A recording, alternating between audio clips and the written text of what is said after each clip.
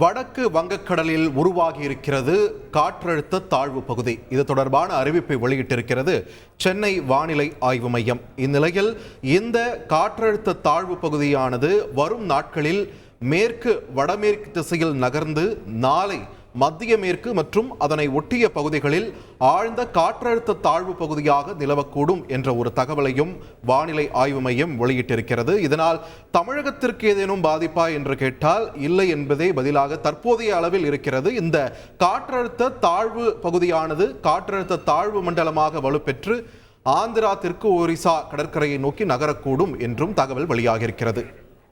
தொடர்ந்து கூடுதல் தகவல்களை வழங்குவதற்காக இணைகிறார் எமது செய்தியாளர் லோகநாதன்.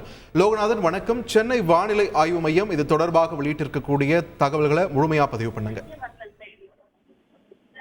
அடுத்த 7 தினங்களுக்கு வானிலை ஆய்வு மையம் தகவல் தெரிவித்திருக்கிறது. குறிப்பாக காலை மத்திய மற்றும் அதனை ஒட்டிய வடக்கு வங்கக்கடலில் ஒரு காற்றழுத்த தாழ்வு பகுதி உருவாகியுள்ளது. இது மேற்கு வடமேற்கு திசையில் நகர்ந்து நாளை மத்திய மேற்கு மற்றும் அதன் ஒட்டிய பகுதிகளில் ஆழ்ந்த காற்றழுத்த தாழ்வு பகுதியாக நிலவக்கூடும்.